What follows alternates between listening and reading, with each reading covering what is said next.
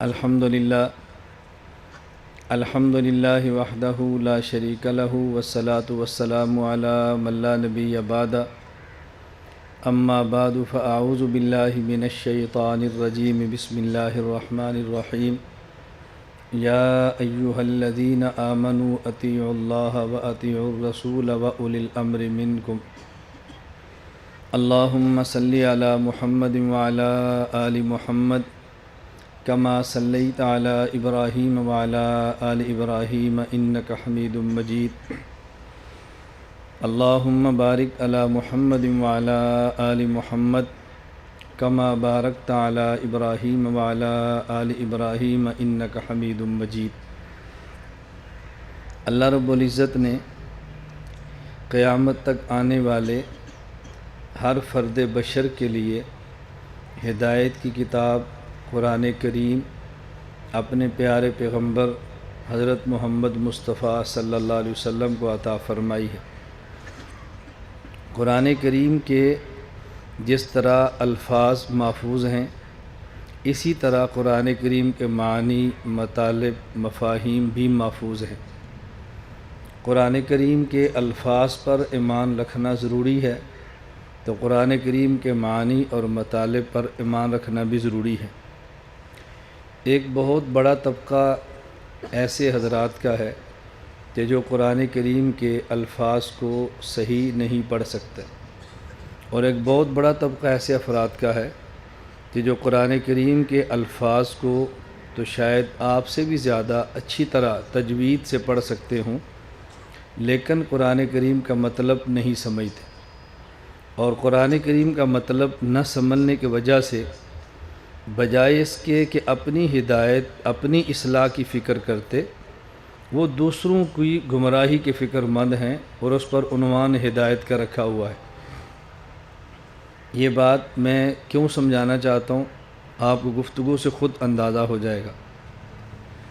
اس وقت دنیا میں ہر وہ شخص جو مسلمان ہے یا مسلمان نہیں بھی لیکن خود کو مسلمان کہتا ہے اور اس کا اصرار ہے کہ اس کو مسلمان مان لیا جائے، حضور اکرم صلی اللہ علیہ وسلم کی ذات مقدسہ کے عنوان پہ لوگ اکٹھے بھی ہوتے ہیں، اور ہر فرد بشر جو کلمہ گو ہے زبان سے پڑھے یا دل سے پڑھے اس عنوان پہ بہت جلد جمع ہوتے ہیں۔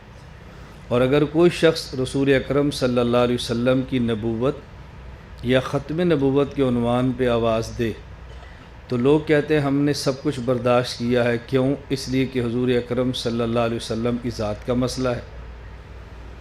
نبی کریم صلی اللہ علیہ وسلم کے اولین ورثاء اور اولین جانشین صحابہ کرام رضی اللہ عنہ مجمعین کا مسئلہ ہو تو ہر شخص یہ بات بڑی جلدی سمجھ جاتا ہے کہ چونکہ صحابہ کرام کی ذات کا مسئلہ ہے اس لیے ہم چھوٹے چھوٹے گمراہ قسم کے طبقے بھی ساتھ رکھ لیتے ہیں تاکہ صحابہ کرام رضی اللہ عنہ مجمعین کی مبارک ہستیوں کا تحفظ اور دفاع کیا جا سکے۔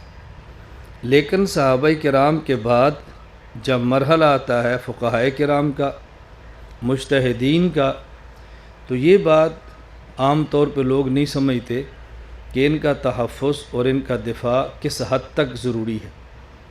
اس لیے اس میں نہ کوئی میدان میں نکلنے کے لیے تیار ہے، نہ کوئی ان کی بات کرنے کے لیے تیار ہے، اور آسان لفظوں میں یہ بات کیا کہ ٹال دی جاتی ہے۔ کیا فقہا معصوم ہیں؟ کیا ان سے غلطیاں نہیں ہوتی؟ کیا ان سے گناہ نہیں ہوتے؟ تو پھر ان کے تحفظ اور دفاع کے لیے آپ لوگ اتنی مضبوطی کے ساتھ میدان میں کیوں نکلتے ہو؟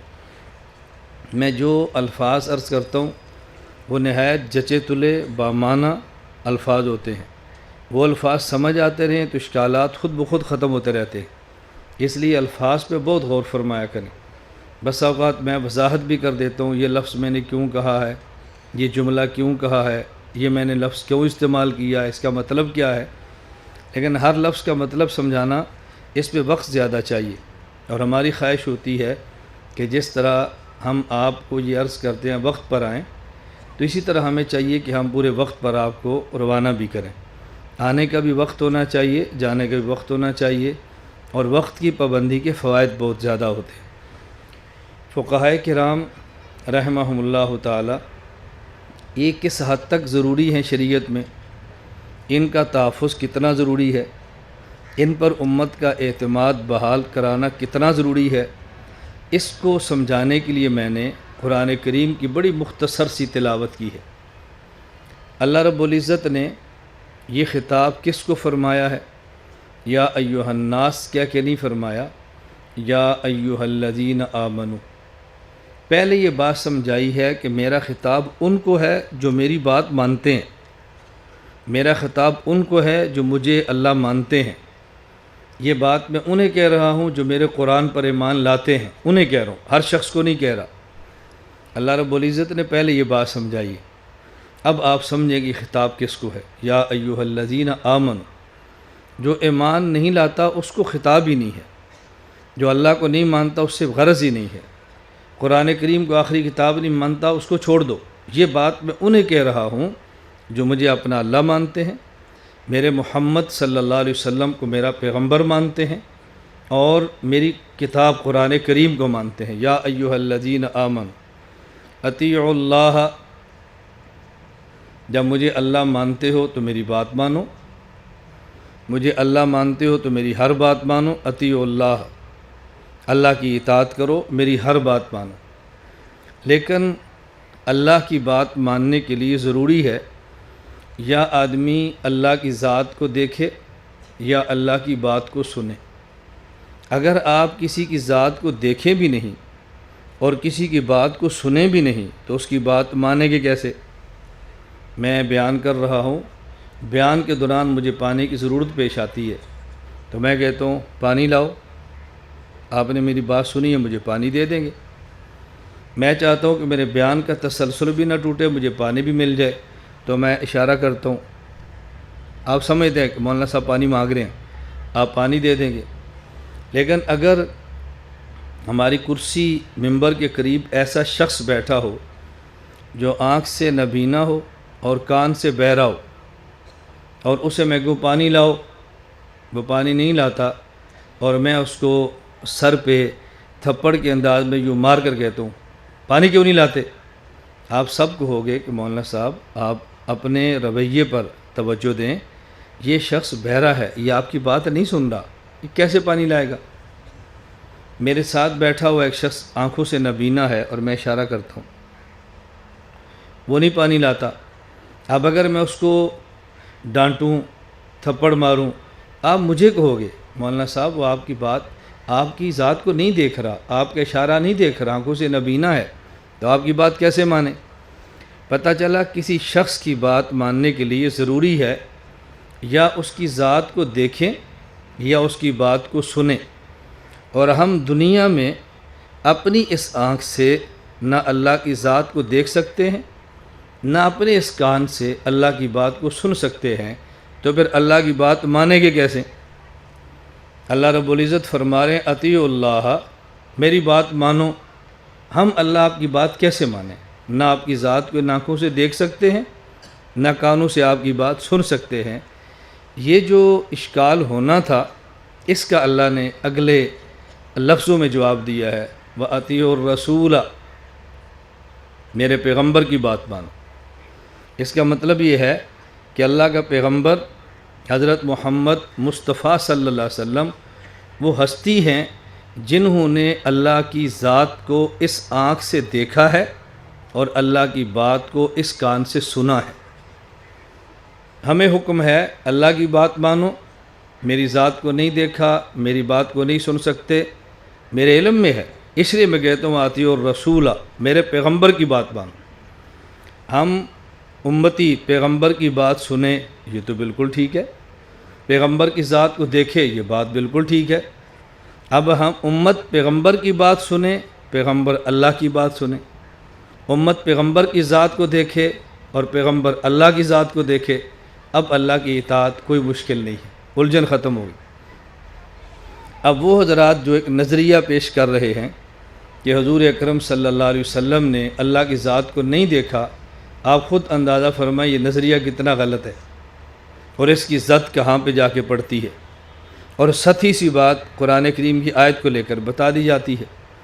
میں نے گزشتہ کل رات کو بھی عرض کیا تھا، جمہور اہل السنت والجماعت اکابرین کا جو موقف ہے، اگر اس کے خلاف کوئی آیت آ جائے، اگر اس کے خلاف کوئی حدیث آ جائے، آپ جمہور کے موقف کو آیت یا حدیث سن کر فوراً رد نہ کرو، کسی عالم سے پوچھو کہ ہمارے اکابر کا مسلک یہ ہے، ہمارے اکابر کا فتویٰ یہ ہے، اور یہ آیت اس کے خلاف آ رہی ہے، تو کیا ہمارے اکابر اس آیت کو نہیں سمجھ سکے؟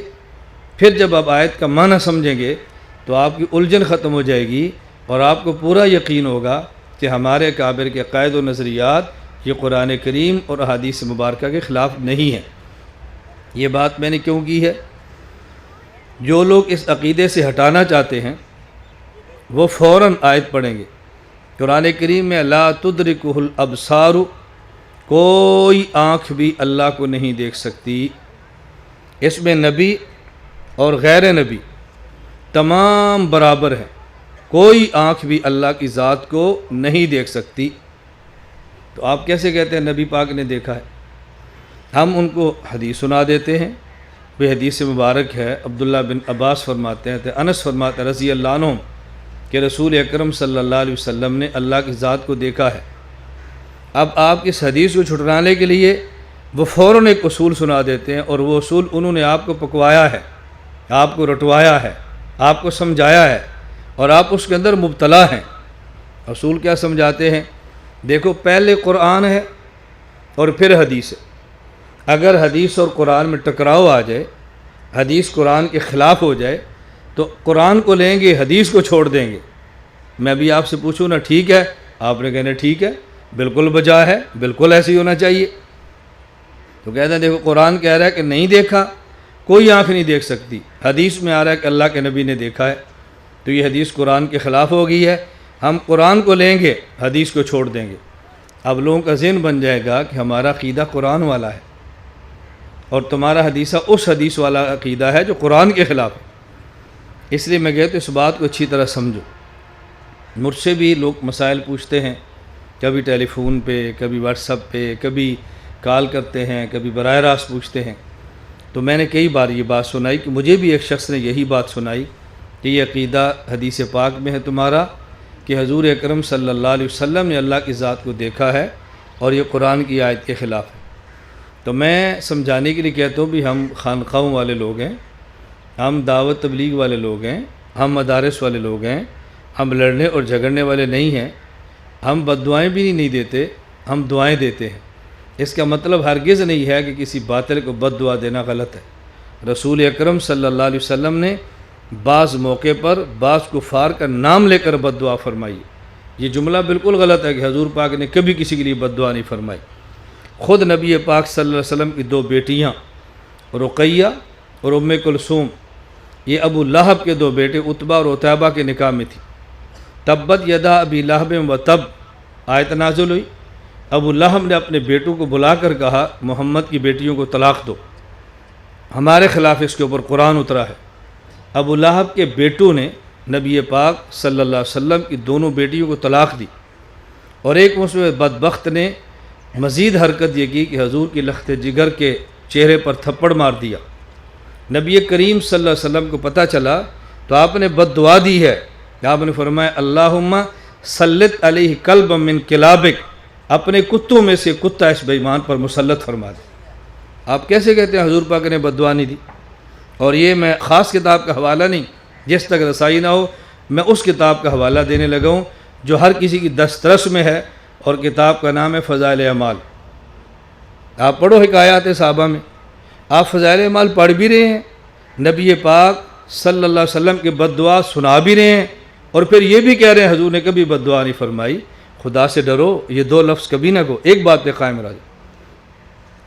پھر اس پر ایسے ہوا جب ان کا قافلہ شام جا رہا ہے، راستے میں کی جگہ سوئے، اور کفر کو بھی یقین تھا کہ محمد کی بد دعا اثر کرتی ہے صلی اللہ علیہ وسلم، تو درمیان میں ایک سامان رکھا، چاروں طرف قافلہ سویا، اس سامان پہ ابو لہب کے بیٹے کو سلایا۔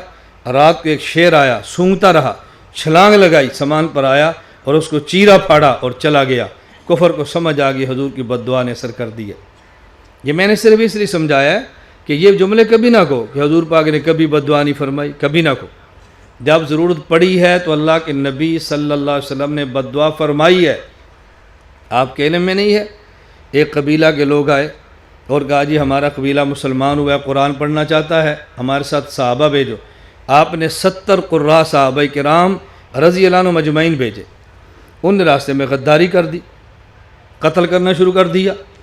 نبی کریم صلی اللہ علیہ وسلم کو مدینہ منورہ پتہ چلا، آپ نے اس بدعہدی کرنے والے کفار کے خلاف 1 مہینہ فجر کی نماز میں باقاعدہ بد دعا فرمائی۔ 1 مہینہ بد دعا فرماتے رہے۔ آپ کیسے کہتے کبھی بد دعا نہیں فرمائی؟ رحمت للعالمین نبی ہونے کا معنی یہ نہیں ہے کہ آپ نے کبھی بد دعا نہیں فرمائی۔ مظلوم کا دفاع کرو اور ظالم کو روکو۔ ظالم کو روکنا یہ رحمت ہے۔ حضور کے صحابہ کو ذبح کر رہا ہے اور اللہ کے نبی فرما دے یہ ٹھیک ہے، یہ کیسے ہو سکتا ہے؟ میں خیر اس عنوان پہ بات نہیں کر رہا، صرف میں سمجھا رہا ہوں، اپنے دماغ کو صاف رکھو، آپ کا ویژن واضح ہونا چاہیے۔ بالکل میں اس لیے بار بار کہتا ہوں کہ ہمارے مرکز اہل سنت والجماعت کی خوبی یہ ہے، ہم اصلی اور صحیح شکل میں دین آپ کے سامنے پیش کرتے ہیں اور دلائل کے ساتھ پیش کرتے ہیں، اپنے اکابر کی کتب کے حوالہ جات کے ساتھ پیش کرتے ہیں۔ اپنی طرف سے کوئی جملہ میں نہیں کہتا، ہماری کوئی تحقیق نہیں ہے، میں اپنے مسلک کا کوئی محقق نہیں ہوں، میں اپنے مسلک کا ناقل ہوں، اپنے اکابر کے علوم کا شارح ہوں۔ میرا جی چاہتا ہے اپنے اکابر کے علوم بیان کروں، اور جو نہیں سمجھ آتا اپنے اکابر کے علوم کی وضاحت کروں، تاکہ آپ کو سمجھ آئے کہ ہمارے اکابر کون تھے اور ہمارے اکابر کے علوم کیا تھے۔ خیر میں نے عرض کیا، میں نے سمجھایا بھی ہم آپ کو بد دعا نہیں دیتے، ہم آپ کو دعا دیتے ہیں، اللہ تمہیں ہدایت عطا فرمائے اور اللہ تمہیں جنت میں جگہ دے۔ کہا جی آمین۔ میں نے کہا جب آپ جنت میں جائیں گے تو اللہ پاک کا دیدار کریں گے؟ کہتا جی کریں گے۔ میں نے پوچھا کس آیت میں لکھا ہے؟ کہا جی حدیث پاک میں ہے، اہل جنت جب جنت میں جائیں گے تو اللہ کا دیدار کریں گے۔ میں نے کہا اس حدیث کو میں نہیں مانتا۔ مجھے کہتے کیوں؟ میں نے کہا یہ قرآن کے خلاف ہے۔ قرآن کریم میں لا تدرک الابصار، کوئی آنکھ بھی اللہ کو نہیں دیکھے گی۔ حضور پاک والی حدیث ہے تو آپ کہتے ہیں قرآن کے خلاف ہے، اور تیرے والی حدیث ہے تو قرآن کے خلاف نہیں ہے، تو کیسے اللہ کا دیدار کرے گا؟ جب اپنی باری آتی ہے تو پھر تعویلیں شروع ہوتی ہیں۔ تعویلیں ہمیں کہتے ہیں امام ابو حنیفہ تعویل کرتے ہیں، اب دیکھو تعویلیں شروع ہو گئی نا، ضرورت پڑے پھر کیسے تعویل کرتے ہیں، کیسے تعویلات پھر کی جاتی ہیں۔ کہتے ہیں نہیں، اس آیت کا مطلب یہ ہے کوئی شخص زمین پہ رہ کے اللہ کا دیدار نہیں کر سکتا۔ میں زمین پہ نہیں، میں تو جب جنت میں جاؤں گا تو پھر دیدار کروں گا۔ میں نے کہا ہم نے کب کہا ہے کہ ہمارے پیغمبر صلی اللہ علیہ وسلم نے زمین پر اللہ کا دیدار کیا ہے؟ ہم بھی تو کہتے ہیں عرش پر جا کر کیا ہے۔ آپ جنت میں اللہ کا دیدار کرو تو یہ حدیث قرآن کے خلاف نہیں ہے، ہمارے حضرت عرش پہ جا کے دیدار کریں تو یہ حدیث قرآن کے خلاف کیسی ہوگی؟ اب آپ بتاؤ کہ ہمارے کابر کا جو عقیدہ ہے کہ اللہ کی ذات کا حضور نے دیدار کیا، یہ قرآن کے خلاف ہے؟ وضاحت آ گئی نا، اب بات حل ہوگی۔ یہ وضاحت نہ سنی ہوتی، آپ میں سے 10 نے کہنا تھا علماء دیوبند کا عقیدہ قرآن کے خلاف۔ میں بحمد اللہ تعالی تحدیث بے نعمت کے طور پہ اور اللہ کا شکر ادا کرتے ہوئے بات کہتا ہوں کہ عرب و عجم میں اب یہ آواز لگی ہے کہ علماء دیوبند قرآن و سنت کے مطابق بات کرتے ہیں، نہ قرآن کے خلاف بات کرتے ہیں، حدیث پاک کے خلاف بات کرتے ہیں۔ اس کا آپ کو اندازہ نہیں ہے اس چھوٹی سی جگہ پہ اس دیہات مٹھنے والی آواز نے کس حد تک عالم کو اپنے لپیٹ میں لیا ہے، اس کا آپ کو اندازہ نہیں ہے۔ آپ مزید دعا فرمائیں، اللہ تعالیٰ شرور سے محفوظ رکھے اور اس آواز کو مزید عام فرما دے، عوام کے عقائد کا اصلاح کا اللہ پاک ذریعہ بنا دے۔ تو میں خیر بات درمیان میں آ گئی، جیسے میں نے تعویل پر بات کی ہے، لیے تم تعویل کرتے ہو، تم تعویل کرتے ہو۔ حکیم الامت مجدد الملت مولانا شرف علی تھانوی نور اللہ مرقدہ، حضرت کے پاس ایک بندہ آیا، غیر مقلد بھی تھا، اندھا بھی تھا، کسی مسئلے پر بات کرنی تھی۔ حضرت نے فرمایا کہ میں تم سے بات نہیں کرتا۔ اس نے کہا جی کیوں؟ فرمایا تم سے بات کرنے کا فائدہ کوئی نہیں۔ اس نے کہا جی فائدہ کیوں نہیں؟ مجھے بات سمجھ جائے کہ میں مانوں گا، ہدایت پہ آ جاؤں گا۔ فرمایا تو ہدایت پہ آ جائے پھر بھی کوئی فائدہ نہیں۔ کہا جی کیوں فائدہ نہیں؟ فرمایا ہدایت پہ آئے گا تو پھر کیا ہوگا؟ کہا جی میں جنت میں جاؤں گا۔ فرمایا تو ہدایت پہ آ جائے تو پھر بھی جنت میں نہیں جا سکتا، تو تجھے بات کرنے کا کیا فائدہ؟ مجھے کہتا جی کیوں؟ فرمایا تو اندھا ہے، اور قرآن کریم میں ہے من کان فی ھذی اعمی فہو فی الآخرۃ اعمی، جو دنیا میں اندھا ہے وہ قیامت کو بھی اندھا ہوگا، اور جنت میں تو اندھا کوئی بھی نہیں جائے گا۔ تو ہدایت پہ آ جائے تو نے پھر بھی اندھا رہنا ہے، تو نے تو جنت میں جانا ہی نہیں، تو ترش سے بحث کر کے وقت ضائع کرنے کی مجھے کیا ضرورت ہے؟ کہتا ہے نہیں اس آیت کا مطلب یہ نہیں ہے۔ فرمایا نہیں تعویل نہ کرو، سیدھی سیدھی بات کرو، تعویل نہ کرو۔ کہا نہیں جی اس آیت، فرمایا یہ مطلب کو تو تعویل کہتے ہیں۔ کہتا ہے نہیں اس آیت کا مطلب یہ ہے کہ جو شخص دنیا میں اندھا ہے یعنی گمراہ ہے، وہ قیامت کے اندھا ہوگا یعنی اس کی آنکھیں کام نہیں کری۔ فرمایا کہا نا یعنی یہی تعویل ہے۔ بیٹا امام ابو حنیفہ فرمایا اس کا مطلب یہ ہے، تو تم کہتے ہو تعویل ہم نہیں مانتے، اور جب تو کہہ دے مطلب یہ ہے تو پھر ہم کیسے مانیں؟ اگر آیت میں تعویل نہ کریں تو تیرا جنت میں جانا ثابت نہیں ہو سکتا۔ آیت میں تعویل کریں گے تو تیرا جنت میں جانا ثابت ہوگا۔ اب اپنی باری آئی نا تو بات سمجھ آ گئی۔ اس نے کہا جی مجھے سمجھ آ گئی کہ امام ابو حنیفہ رحمۃ اللہ علیہ ٹھیک فرماتے۔ میں تمہیں کیسے بتاؤں امام حنیفہ کتنے بڑے آدمی ہیں؟ میں تمہیں کس درس سے بتاؤں امام کتنے بڑے آدمی ہیں؟ اللہ کے بندو سمجھو، میں بارہا کہتا ہوں آج بھی مدینہ منورہ جاؤ، رسول اکرم صلی اللہ علیہ وسلم کا روضہ مبارک آپ جا کے دیکھا کرو۔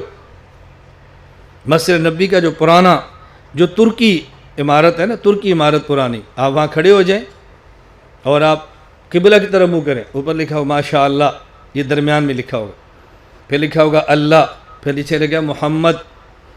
آپ قبلہ کی طرف منہ کریں نا تو ادھر ہوگا ابو بکر، پھر ادھر ہے عمر، ادھر عثمان، ادھر پھر علی، یہ لکھا ہوا ہے۔ ادھر لکھا ہوگا حضرت ابو عباس، ادھر لکھا ہے حسن، ادھر ابو ہریرہ، ادھر لکھا ہے حسین۔ پھر جہاں لکھا ہے نا نبی پاک صلی اللہ علیہ وسلم، یعنی آپ ادھر منہ کریں، یہ روزہ ہے، یہ اس طرف اس کونے میں روزہ ہے۔ جب روزے کے سامنے آپ پیچھے دیکھیں گے جو خالی جگہ چھتری ہیں جو بند ہوتی ہے کھلتی ہیں، پہلی چھتری، پھر دوسری چھتری، پھر پیچھے جو نیا حرم بنا ہے اس کی وہ برآمدہ ہے، اس کا پہلا ستون دیکھو تو لکھا ہے نعمان بن ثابت۔ کیسا بڑا امام ہے جس کا نام آج بھی روزانہ حضور کے روزے کو سلام کرتا ہے۔ لوگ سمجھتے ہیں عام آدمی تھا، عام آدمی ہے، دنیا سے گئے کتنے 100 سال ہو گئے، اس کا نام آج حضور پاک صلی اللہ علیہ وسلم کے روزے کے سامنے ہے۔ پھر آگے امام مالک کا نام لکھا ہے، پھر امام احمد کا لکھا ہے، پھر امام شافعی کا لکھا ہے۔ بتاؤ کیسا خدا نے اس شخص کو نوازا ہے۔ میں عرض کر رہا تھا اب ہمارے ذہن میں جو شبہ تھا کہ اللہ کی بات کیسے مانیں، اس کا جواب آ گیا، وَأَطِيعُوا الرَّسُولَ۔ بات مکمل ہو جائے میں بات اگلی بھی سمجھا دوں۔ پھر تمہیں کوئی شخص کہے گا کہ دیکھو حضرت امی عائشہ رضی اللہ عنہ کی حدیث صحیح بخاری میں ہے کہ جو شخص یہ کہے نبی کریم صلی اللہ علیہ وسلم نے اللہ کی ذات کو دیکھا ہے، تم یقین کرو وہ جھوٹ بولتا ہے، اس کی تصدیق نہ کرنا۔ کہاں بخاری کی روایت اور کہاں المستدرک کی روایت، کہاں بخاری کی روایت، کہاں الخصائص کی روایت، کیا تقابل ہے؟ قرآن کے بعد سب سے پہلا نمبر بخاری کا ہے، یہ بھی تمہیں پڑھایا ہوا ہے، اور یہ ہم نے سالانہ ختم بخاری پر ہم نے رٹوایا ہوا ہے۔ یہ بات ختم بخاری کرو، صحیح بخاری کی اہمیت بتاؤ، لیکن پوری بات کھول کے بتاؤ۔ بھی حدیث حدیث ہوتی ہے، خواہ بخاری شریف میں ہو خواہ کسی اور حدیث پاک کی کتاب کے اندر ہو۔ دیکھو بخاری شریف کے اندر ہے تو امی عائشہ فرماتی ہے جو کہ دیکھا بولو جھوٹ بولتا ہے۔ میں بات سمجھانے کے لیے کہتا ہوں، میں نے کہا ہم نے تو نہیں کہا حضور پاک نے دیکھا ہے، وہ تو عبداللہ بن عباس فرما رہے ہیں، انس فرما رہے ہیں، اس کا معنی ہے کہ امی عائشہ ان کو جھٹلا رہی ہیں۔ آپ تو یہ بات کہہ سکتے ہو کہ امی عائشہ صحابہ کو جھٹلا رہی ہیں، ہم نہیں کہہ سکتے۔ انس بیٹا ہے، امی عائشہ ماں ہے، ماں بیٹے کو، بیٹا ماں کو جھوٹا گے، یہ حلال زادوں میں کبھی نہیں ہوتا۔ میں نے کہا ہم اس بات کو نہیں مانتے، ہاں بات کو سمجھو۔ آپ یہاں تشریف لائے ہیں، مرکز کے اجتماع میں آئے ہیں، خانقاہ نشفیہ میں آئے ہیں، کل سے لے کر آج تک ٹھہرے ہیں۔ کوئی بندہ آپ سے پوچھے کہاں گئے تھے؟ خانقاہ انفیہ۔ کہاں گئے تھے؟ مرکز اہل سنت۔ یہ کہاں پر ہے؟ سرگودا۔ گاؤں کون سا ہے؟ 87 جنوبی۔ اچھا آپ نے دیکھا ہے؟ آپ کہتے ہیں میں نے دیکھا ہے۔ وہ بندہ پوچھے گا اچھا یہ بتاؤ 87 جنوبی میں گھر کتنے ہیں؟ یہ تو مجھے نہیں پتہ۔ مسجدیں کتنی ہیں؟ یہ تو مجھے نہیں پتہ۔ تو جھوٹ بولتے ہو نا، تم نے کہاں دیکھا ہے؟ اب آپ اس کا جواب کیا دو گے؟ بھئی میں نے دیکھا ہے لیکن ایک ایک گھر نہیں دیکھا، ایک ایک مسجد نہیں دیکھی، ایک ایک زمین کو نہیں دیکھا۔ جو 87 میں اجتماعات تھی میں نے وہ دیکھی ہے، گاڑیاں چونکہ پارکنگ گاؤں میں تھی گاؤں دیکھا ہے، تو سرسری سا دیکھا ہے، پوری تفصیل سے نہیں دیکھا۔ اب آپ کو جھٹلا سکتا ہے؟ حضرت امی عائشہ رضی اللہ عنہ فرما رہی ہیں کہ جو یہ کہے کہ اللہ رب العزت کو حضور اکرم صلی اللہ علیہ وسلم نے اتنی تفصیل سے دیکھا ہے جیسے میں سمجھا رہا ہوں، سمجھو وہ جھوٹ بولتا ہے۔ اور انس عبداللہ بن عباس یہ نہیں فرما رہے اس طرح دیکھا ہے، وہ کہتے ہیں اجمالاً دیکھا ہے۔ امی عائشہ فرماتی ہے تفصیلاً نہیں دیکھا، انکار تفصیل کا ہو رہا ہے، اس بات اجمال کا ہو رہا ہے۔ امی عائشہ بھی ٹھیک فرما رہی ہیں، حضرت انس بھی ٹھیک فرما رہے ہیں رضی اللہ عنہ۔ دیکھو ہمارے ان بیانات کو سننے سے کیسے صحابہ کرام پر اعتماد بڑھتا ہے، محبت بڑھتی ہے، عقیدت بڑھتی ہے، اعتماد کی فضائیں کبھی ختم نہیں ہوتی، اور اس کا ہمیں اہتمام کرنا چاہیے۔ اگلی بات، ہم پیغمبر کی بات مانتے ہیں، لیکن یا اللہ ہم تو عجم ہیں، ہم نے تو عربی پڑھی نہیں، ہمیں تو عربی آتی نہیں۔ اللہ کی بات کا نام قرآن، وہ بھی عربی میں، ہمارے پیغمبر کی بات کا نام حدیث، وہ بھی عربی میں، ہمیں تو عربی نہیں آتی۔ اب ہم اللہ کی بات کیسے مانیں، اور اللہ کی بات ماننے کے لیے پیغمبر کی بات کیسے مانیں؟ یہ الجھن ہے۔ آگے جواب دیا وَأُولِي الْأَمْرِ مِنْكُمْ، تم فقہا کی بات مانو۔ کس کی بات مانو؟ تمہیں عربی نہیں آتی، فقہا کو تو آتی ہے نا، وہ عربی پڑھیں گے تمہیں عجمی میں سمجھائیں گے، قرآن پڑھیں گے تمہیں پنجابی میں سمجھا دیں گے، اردو میں سمجھا دیں گے، انگلش میں سمجھا دیں گے، پشتو میں سمجھا دیں گے، دنیا میں جو زبانیں ہیں تمہیں سمجھا دیں گے۔ اب بتاؤ پیغمبر کی بات مانے بغیر اللہ کی بات مان سکتے ہیں؟ بولو، اور اونچی آواز سے بولو۔ فقہا کی بات مانے بغیر پیغمبر کی بات سمجھ سکتے ہیں؟ اس لیے اطیعوا اللہ، خدا کی بات مانو جس کا نام قرآن ہے، وَأَطِيعُوا الرَّسُولَ، مصطفیٰ کی بات مانو جس کا نام حدیث ہے، وَأُولِي الْأَمْرِ مِنْكُمْ، فقہا کی بات مانو جس کا نام فقہ ہے۔ خدا کو مانو، مصطفیٰ کو مانو، فقہا کو مانو، تینوں کو ماننے کا حکم قرآن کریم کے اندر ہے۔ جو خدا کی بات کا انکار کرے قرآن کا انکار کرتا ہے، مصطفیٰ کی بات کا انکار کرے قرآن کا انکار کرتا ہے، فقہا کی بات کا انکار کرے وہ قرآن کا انکار کر رہا ہے۔ اور آپ کہتے ہیں چھوٹا سا فتنہ ہے، کیا ہوا نہیں مانتے تو، کیا ہوا نہیں مانتے تو، پھر آپ آگے جائیں گے کیسے فقہا کو بات مانے بغیر؟ آپ جا ہی نہیں سکتے۔ وقت بہت مختصر ہے، میں بڑی شارٹ کٹ باتیں کہہ رہا ہوں، اس سے اگر آپ کا ذوق تازہ ہو تو یہ بات ہمیں سمجھ آ سکتی ہے۔ ہم ائمہ اربع چاروں فقہا میں سے حضرت امام اعظم ابو حنیفہ رحمہ اللہ کی تقلید کو ترجیح کیوں دیتے ہیں؟ کیوں دیتے ہیں؟ حضرت امام ابو حنیفہ رحمۃ اللہ علیہ کوفہ میں پیدا ہوئے، امام ابو حنیفہ رحمۃ اللہ علیہ کوفہ میں فوت ہوئے۔ جہاں امام حنیفہ نے کوفہ، یہ سنگم ہے، ادھر دیکھو تو عرب ہے، ادھر دیکھو تو عجم ہے۔ امام ہمیں کیوں چاہیے تھا؟ ہم عربی ہیں، عربی نہیں سمجھ سکتے، اللہ نے امام ایسی جگہ پہ قائم کیا جو سنگم پر ہے، عرب سے لیتا ہے عجم کو دیتا ہے۔ کیسے سنگم پر ہے؟ امام اگر وہی مانے کہ جو عربی ہے اس کو عجمی آتی ہی نہیں ہے، عجم کو سمجھائے گا کیسے؟ ہم نے انتخاب کیا ایسے امام کا جو فارسی و نسل عجمی ہے، عربی بھی سمجھتا ہے، عجمیت بھی سمجھتا ہے، عربی پڑھ کے عجم کو سمجھا دیتا ہے۔ تو اس کے لیے امام ابو حنیفہ سے بہتر کون سا شخص ہو سکتا ہے؟ ہم نے ان کا انتخاب کیا ہے۔ تو آج کی مجلس میں نے جو بات سمجھائی اس کا عنوان یاد رکھ لو، خدا، مصطفیٰ، فقہا، قرآن، حدیث اور فقہ۔ خدا کو بھی ماننا ہے، مصطفیٰ کو بھی ماننا ہے اور فقہا کو بھی ماننا ہے، قرآن بھی ماننا ہے، حدیث بھی ماننی ہے اور فقہ بھی ماننی ہے۔ ان تینوں کو مانے بغیر کوئی چارہ اور کوئی گزارا نہیں۔ یہ بات سمجھ آ گئی؟ بات چل پڑی۔ میں آخر میں ایک بات کہنے لگوں، آج ایک سازش کے تھا دنیا میں آواز لگائی جا رہی ہے، اللہ کی ذات کو خدا نہ کہو، اللہ کی ذات کو خدا نہ کہو، اللہ کی ذات کو خدا نہ ہو۔ یہ سازش کن کی ہے؟ ایک سازشی فرقہ ہے جماعت المسلمین، نام ہے جماعت المسلم، کام کیا ہے؟ یہ بھی کافر، یہ بھی کافر، یہ بھی کافر۔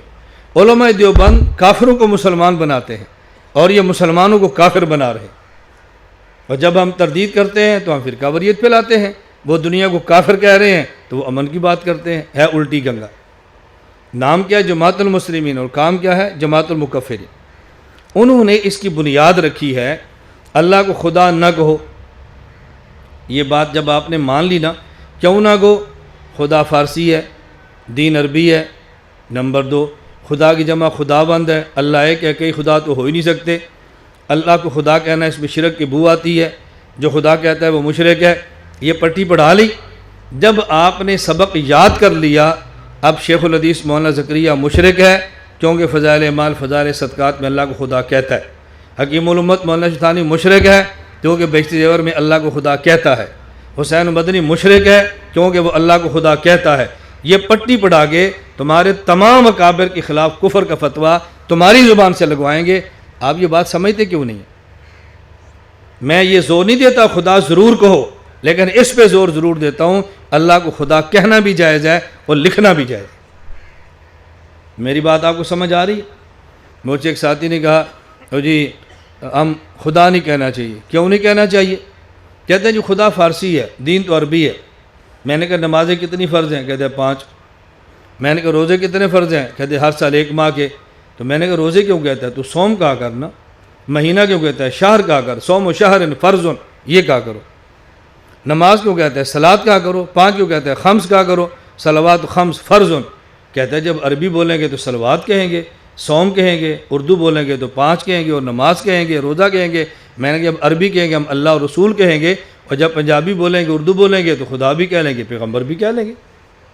اس میں حرج کی بات کیا ہے؟ نہیں ہماری دلیل ایک اور بھی ہے۔ میں نے کہا تم 10 دلیلیں پیش کرو، تمہیں کو منع کرتا ہے؟ اپنی دلیلیں پیش کرو پھر ہماری سنو بھی۔ لوگ دلیلیں شوق سے دیتے ہیں اور جب ہم جواب دیتے ہیں وہ نہیں یہ فرقہ وریت ہے، یہ شرارت ہے، یہ نہیں ہونا چاہیے۔ یعنی تم سب کو کافر کہہ دو تو ٹھیک ہے، اور ہم کہہ دیں سب کافر نہیں یہ مومن ہے تو ہم فرقہ باز ہو گئے۔ دوسری دلیل کیا ہے؟ خدا کی جمع خداوند آتی ہے۔ میں نے کہا پھر رحیم بھی نہ کو جمع رحمہ آتی ہے، رب بھی نہ کو جمع ارباب آتی ہے، اللہ بھی نہ کو الہ کی جمع الہتون آتی ہے۔ پھر آپ نے کہنا کیا ہے؟ پھر آپ نے کیا کہنا ہے؟ میں اس لیے گزارش کرتا ہوں سازش کو سمجھا کرو، سازش کو۔ میں کتنی غلط فہمیوں کا اس مختصر وقت میں ازالہ کروں گا۔ پھر آپ کو ایک اور پٹی کیا پڑھا دی جاتی ہے؟ مولانا الیاس گھمن تو چھوٹے ہیں، کل کے بچے ہیں، کیسی بات کرتے ہو؟ فلاں کا خدا نہیں کہنا جی، مولانا کیا حیثیت ہے؟ میں آپ سے ایک بات پوچھتا ہوں اور میں حوالہ اس کتاب کا دے رہا ہوں جو ہر کسی کے گھر میں ہے۔ کتاب کا نام کیا ہے؟ فضائل اعمال۔ آپ پڑھو حکایات صحابہ۔ مدینہ منورہ میں اگر کوئی شخص فوت ہو جاتا اور اس کا جنازہ آتا، حضرت عمر رضی اللہ تعالیٰ عنہ پوچھتے مدینہ منورہ میں حذیفہ ہیں؟ جی ہیں۔ حذیفہ جنازے میں آئے ہیں؟ جی نہیں آئے۔ فرمایا جس جنازے میں حذیفہ نہیں آیا عمر اس کا جنازہ نہیں پڑھے گا۔ میرا آپ سے سوال ہے حضرت عمر بڑے ہیں یا حذیفہ بڑے ہیں؟ سب بولو، حضرت عمر بڑے ہیں یا حذیفہ بڑے ہیں؟ اعتماد کس پہ کیا جا رہا ہے؟ کیوں؟ اس لیے کہ فطروں کا فن حضرت عمر کے پاس کم تھا، حضرت حذیفہ کے پاس زیادہ تھا۔ حذیفہ حضور کے رازدان تھے، ان کو اللہ کے نبی نے فطروں سے آگاہ کیا تھا، یہ فتنہ ہے، یہ فتنہ ہے، یہ منافق، یہ منافق۔ یہ نہیں دیکھتے بندہ چھوٹا ہے یا بڑا ہے، یہ دیکھتے ہیں کہ اس فن کا ماہر کون ہے۔ آپ نے سنا نہیں ہے امام اعظم ابو حنیفہ رحمۃ اللہ علیہ کتنے بڑے عالم ہیں؟ امام ابن سیرین امام ابو حنیفہ سے چھوٹے عالم ہیں۔ امام حنیفہ رحمۃ اللہ خواب آیا رسول اکرم صلی اللہ علیہ وسلم کی قبر مبارک شق ہوئی ہے، آپ کی ہڈیاں مبارک بکھری ہیں اور میں نے جمع کی ہیں۔ اپنے شاگرد سے کہا ابن سیرین سے جا کے خواب کی تعبیر پوچھو اور میرا نام نہ بتانا۔ ابن سیرین نے پوچھا خواب کس نے دیکھی ہے؟ کہا جس نے دیکھی ہے، کہا میرا نام نہ بتانا۔ کہا یہ خواب ابو حنیفہ کے علاوہ کوئی نہیں دیکھ سکتا، بتاؤ کس نے دیکھی ہے؟ کہا جی آپ کو پتہ چل گیا۔ فرمایا پھر ان کو بتاؤ کہ پیغمبر صلی اللہ علیہ وسلم کی مبارک سنتیں جو دنیا میں پھیل گئی ہیں ان کو جمع کرنے کا کام اللہ ابو حنیفہ سے لے گا۔ یہ تعبیر کیوں دی ہے؟ وجہ بھی سمجھ لو۔ ہمارے اعمال کا نام دین ہے، پیغمبر کی ذات اطہر کا نام دین ہے۔ حضور پاک صلی اللہ علیہ وسلم مبارک ہڈیاں بکھرنے کا مطلب یہ ہے پیغمبر کا وجود دین ہے، سنتیں ہیں، یہ دنیا میں پھیل گئی ہیں اور ابو حنیفہ نے جمع کی ہیں۔ اس لیے امام سیوطی رحمۃ اللہ علیہ شافعی ہونے کے باوجود فرماتے ہیں انہ اول من دون علم الشریعہ ورتبہ ابواب ولم یسبقہ احد، سب سے پہلے جس نے دین شریعت کو جمع کیا ہے اس کا نام ابو حنیفہ ہے۔ یہ چھوٹے آدمی ہیں امام حنیفہ رحمۃ اللہ علیہ۔ ہمیں یہ بات سمجھ نہیں آتی، ہم عقل کیوں نہیں کرتے؟ تو یہ معصوم نہیں ہے، معصوم نہیں ہے، کیا تم ان کے دفاع میں لگے ہو؟ یہاں روک دو فقہا پر امت کو، صحابہ بچ جائیں گے۔ صحابہ پہ روک دو نبوت کی ذات بچ جائے گی، نبوت پہ روک دو خدا بچ جائے گا۔ یہ دروازے مت کھولو بک بک کرنے کے۔ میں کہتا ہوں تو بہت بڑی ہستیاں ہیں موجودہ دور کے علماء حق کو بک بک نہ کرو. میں بالکل کھلے عام کہتا ہوں میری زندگی کھلی کتاب ہے. خلوت اور جلوت میں کوئی شخص ثابت نہیں کر سکتا. میں نے اپنے علماء جو مجھے بھی گندہ کھیں میں نے ان کے خلاف کبھی ایک جملہ بھی کہا. اپنی زبانیں روک لو علماء کے خلاف, رک جاؤ گے آگے رکتے چلے جائیں گے رکتے چلے جائیں گے. دین علماء کے علاوہ کون ہے جو ہمیں دے گا؟ ہمیں کون پڑھائے گا دین؟ میں بات سمجھانے کے لیے عرض کرتا ہوں, ڈاکٹر فوت ہو جائے اور اس کا بیٹا نبینہ ہو تو وراثت کے لیے اس نبینے بیٹے کا انتخاب ہوگا یا کسی دیکھنے والے بچے کا؟ ڈاکٹر آئی اسپیشلسٹ ہے, آنکھوں ڈاکٹر ہے اور بیٹا نبین ہے. کیوں؟ بیٹے کی آنکھیں ہوں یا اندھا ہو وارث یہی ہے. باپ پہلوان ہے وہ مر جائے اور بیٹا لنگڑا ہے تو اسی کو وارث سمجھیں گے کسی اور کو سمجھیں گے؟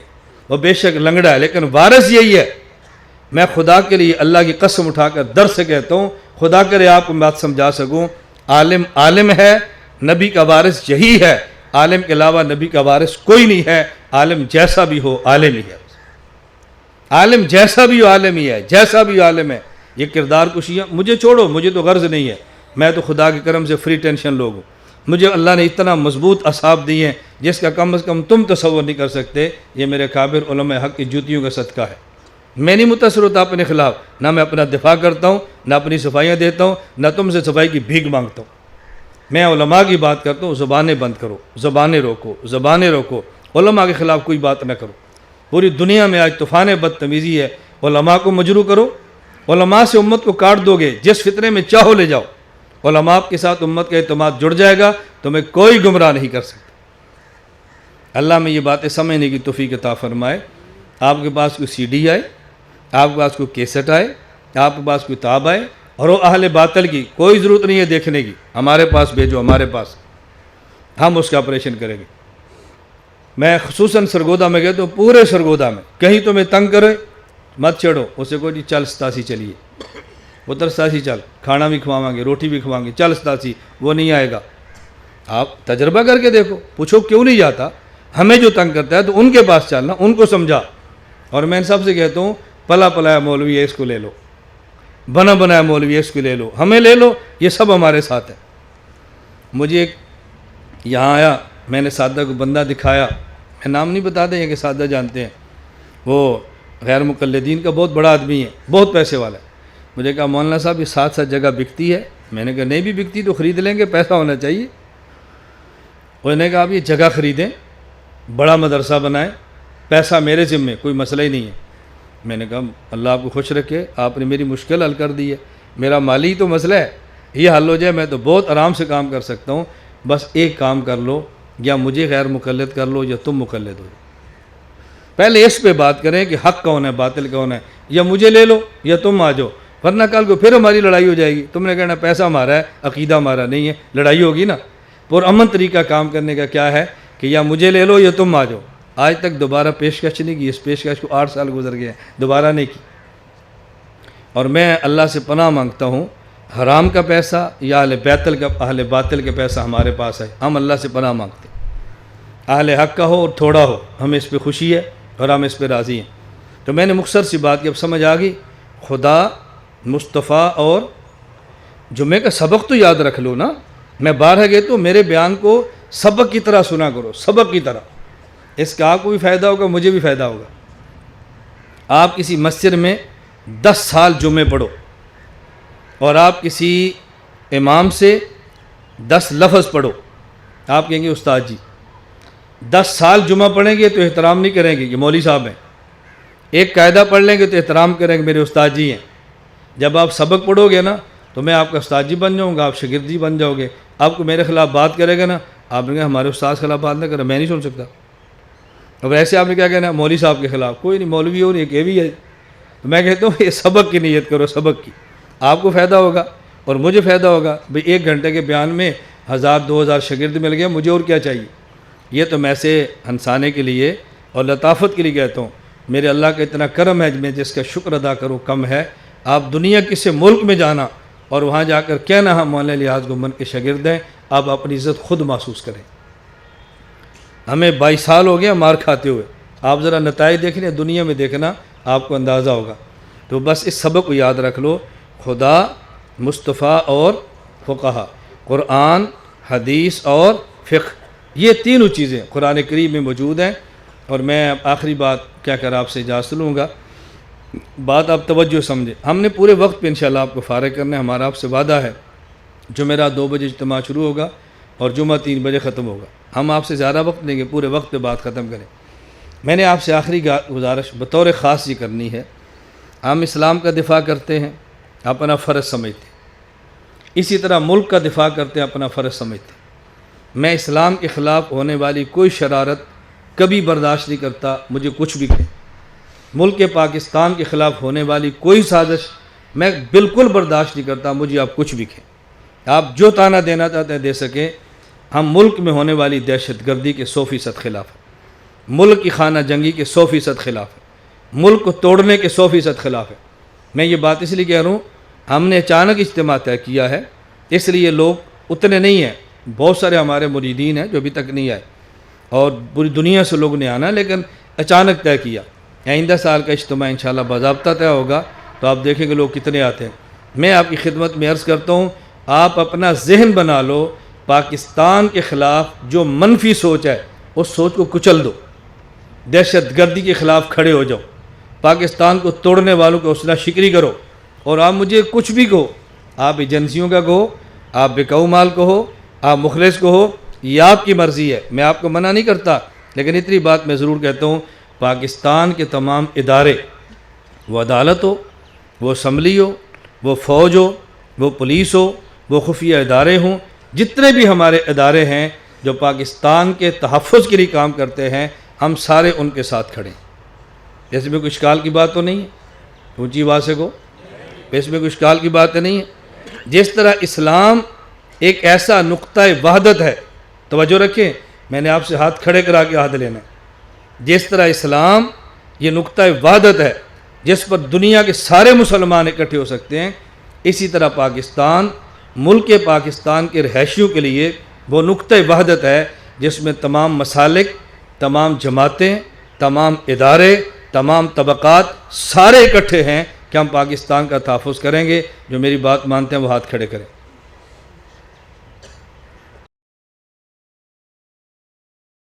سمجھ آ رہی؟ دونوں باتیں اچھی طرح سمجھ لو، اسلام اور پاکستان۔ میں نے اس لیے کہا کہ ہم اس میں کوئی کمپرومائز کے قائل نہیں ہیں، دعا بھی کرتے ہیں اللہ پاکستان کی حفاظت فرمائے، جو پاکستان کے بدخواہ ہیں اللہ ان کو ہدایت عطا فرمائے، اگر مقدر میں ہدایت نہیں ہے اللہ ان کو چن چن کے اپنے کرم سے ختم فرما دے۔ یہ کتنی بڑی پاکستان نعمت ہے، اس کا آپ کو نہیں پتہ، میں دنیا میں گھومتا ہوں مجھے پتہ ہے۔ یہ سبز پاسپورٹ تمہارا چھن جائے تو تمہیں پھر سمجھ آئے کہ تمہیں زمین کا کونا کو پناہ بھی دیتا ہے یا نہیں، پھر سمجھ آئے۔ آج دیکھو امن ہے نا، ہم کیسے کھل کے دین کی بات کر رہے ہیں، آج محفوظ ہے، کیسے کھل کی بات کر رہے ہیں۔ پوچھو شام والوں سے، پوچھو یمن والوں سے، پوچھو افغانستان والوں سے، پوچھو کشمیر والوں سے، ہمارے سری نگر اور جموں کے دوست یہاں بیٹھے ہیں، پوچھو ان سے، پوچھو ان ملکوں سے جہاں پہ خانہ جنگی اور ملک تباہ ہوئے ہیں۔ آپ روزانہ تصویریں نہیں دیکھتے کہ اپنے بچوں کو اسی طرح آپ یتیم کرانا چاہتے ہیں، اسی طرح زخموں سے ہسپتال بھرنا چاہتے ہیں، اسی طرح ملک کو تباہ کرنا چاہتے ہیں۔ ہمارے بہت سارے لوگ بات کو سمجھتے نہیں ہیں اور چھوٹی چھوٹی بات پہ کبھی گولی ہے، کبھی کلاشن ہے، کبھی بم ہے، کبھی دھماکہ ہے، چھوٹی چھوٹی بات پہ اللہ کے لیے تھوڑا سا دل بڑا رکھو، حوصلہ کرو۔ میں آپ کے سامنے زندہ مثال موجود ہوں، 7 سال میں نے جیل کاٹی ہے، کتنے پرچے ہیں، ہر پرچہ مجھ پر غلط ہوا، ہر مرتبہ گرفتاری فضول ہوئی ہے، ہر عدالت نے مجھے بری کی ہے، ہر تفتیشی افسر نے کہا کہ مولانا صاحب ایسے نہیں، ہم غلط سمجھے تھے، لیکن آج تک میں نے کبھی احتجاج نہیں کیا، میں نے کبھی جلوس نہیں نکالا، کبھی پولیس حکومت اداروں کے خلاف میں نے ذہن سازی نہیں کی۔ میں سمجھتا ہوں کہ غلط فہمی ہے، جب تک غلط فہمی تھی پکڑتے تھے، غلط فہمی ختم ہوگی، آج دیکھو باریں لگی ہوئی ہیں۔ میں نے صبح بھی آپ سے کہا تھا نا، آپ کو یاد ہوگا، تبلیغی جماعت، خانقاہوں کے مشائخ، وہ سب ہمارے ساتھ ہیں۔ غلط فہمیاں ہیں، دور ہوتی جا رہی ہیں، قریب ہوتے جا رہے ہیں، دور ہوتی جا رہی ہیں، قریب ہوتے جا رہے ہیں، غلط فہمیاں چھٹ جائیں گی، انشاءاللہ سارے معاملات ٹھیک ہو جائیں گے۔ اللہ مجھے اور آپ سب کو عمل کرنے کی توفیق عطا فرمائے۔ لا إله إلا الله، لا إله إلا الله، لا إله إلا الله، ما لنا رب سواه۔